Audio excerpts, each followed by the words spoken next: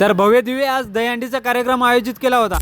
तर राम राम मंडळी, स्वागत आहे आपल्या आजच्या नवीन मिनी ब्लॉग मध्ये। मुंजा आज जास्तच हँडसम दिसू लागला म्हणून त्याच्या कानाखाली एक सपाट टाकली आणि हे येडे इकडे चहा पीत पीत कॅमेऱ्यात घुसायचा प्रयत्न करू लागला। तर आज जायचं होतं आपल्याला मुंजा सोबत औंढा नागनाथ येथे। म्हणून रामू बाय बाय करत हात दाखवत सांगत होता फक्त दोघंच चालले का। त्याला म्हणलं दोघं नाही तर आपल्यासोबत धन्नो पण आहे। असं कुठं जायचं असलं की मुंजा जास्त खुश होते।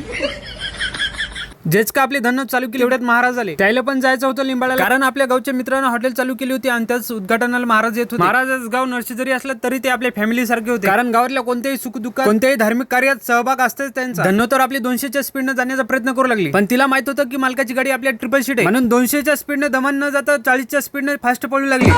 आणि जिथे महाराजाला उतरायचं होतं तिथे आपण पोहोचलो। तिथेच आपल्या गावच्या मुलाने हॉटेलचे नवीन व्यवसाय चालू केले होते आणि ही हॉटेल लिंबाळ्याच्या हायवेवर असून खुराना जिनिंगच्या समोर आहे। मस्तपैकी भाऊन ओपनिंगचा सेटअप करून ठेवला होता, पण ओपनिंग 4 वाजता असल्यामुळे महाराजांना सोडून आपण थेट औंढ्याच्या दिशेने निघालो आणि खूप जास्त खुश होत संदीप सर समोरून आले आणि सांगत होते भाऊने दबा टाकला म्हणजे आपली सोय आता पक्की झाली।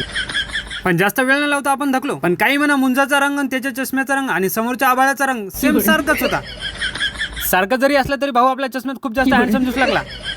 आभाळ एवढं काळं झालं की 100% पाणी येणारच होतं बरं, पण पाणी यायच्या अगोदर आपण औंढ्यात पोहोचलो आणि आल्या आल्या गेट समोर आधी आपण 50 लाखाची बसंती पार्किंगला लावली आणि सोबतच पार्किंग वाल्याकडून मुंजाने 20 लाखाचा चेक घेतला आणि आपली टायमिंग एवढी भारी होती की जेच पोहोचणं पाणी सुरू होण्यास सोबतच झालं आणि टायमिंग नसून त्यात देवाची लीला होती। आणि आल्या आल्या सर्वात आधी भर पावसात ताट पाण्याने उभी असलेली पुण्यश्लोक राजमाता अहिल्यादेवी होळकर यांचे दर्शन घेतले, कारण त्यांच्याच कृपा आशीर्वादामुळे आपल्याला पुरातन काळातल्या मंदिराचे दर्शन घडत। पण इथं आल्यावर बघतो तर काय भाविक भक्तांच्या भल्या मोठ्या रांगाच्या रांगा लागलेल्या होत्या आणि दर्शनाला आलं म्हणल्यावर चंदन तर लावूनच भाग आणि श्रावण महिन्यात संपत आल्यामुळे खूपच जास्त गर्दी होती। तशी गर्दी ही 12 महिने असते आणि या गर्दीत धक्काबुक्की खात खात तब्बल 7 तासाच्या नंतर आम्ही मेन दरवाजापर्यंत आलो, कारण शेवटी देव गर्दीतच सापडतो। मंदिराच्या गाभाऱ्यात आल्यावर मन प्रसन्न होऊन एक वेगळी शक्ती अनुभवायला भेटली आणि पूर्ण मनोभावाने आपल्याला दर्शन करायला भेटलं आणि त्यासोबतच मंदिराच्या बाहेर आल्यावर कळसाचं पण दर्शन घेतलं। आणि आपल्या औंढ्याचं मंदिर 12 ज्योतिर्लिंगापैकी एक असल्यामुळे भाविकांसाठी मोठे तीर्थक्षेत्र आहे आणि हे मंदिर हेमाडपंथी शैलीतून असून ते अखंड पाषाणात कोरलेले आहे, जे मराठवाड्यातील अद्वितीय कलेचे उदाहरण आहे। म्हणून सर्वांनी कमेंट मध्ये हर हर महादेव नक्की केली आहे आणि लगेचच आपण मंदिराच्या बाहेर पडलो। मंदिराच्या बाहेर खूप मोठी फटाक्याची आतिषबाजी चालू होती आणि सोबतच खूप सारी पब्लिक पण जमा होती आणि हा विषय होता आपल्या कळमनुरी विधानसभेचे लाडके आमदार संतोष दादा बांगर यांनी आयोजित केलेल्या दहीहंडीसाठी ही जमा झालेली पब्लिक होती। पण आपल्याला पाण्या पावसात लवकर घरी जायचं होतं, म्हणून आपण जास्त वेळ न लावता थेट निघालो आणि जाता जाता आपल्याला भावाला एकदा शुभेच्छा पण द्यायच्या राहिल्या होत्या, म्हणून त्याला नवीन व्यवसायासाठी खूप साऱ्या शुभेच्छा दिल्या आणि उद्यापासून आपला भाऊ पण डायलॉग चालू करणार आहे, नाद करते काय यायला लागतं आणि आम्हाला घरीच जायला लागते। तोपर्यंत व्हिडिओ आवडल्यास लाईक आणि फॉलो करून टाका।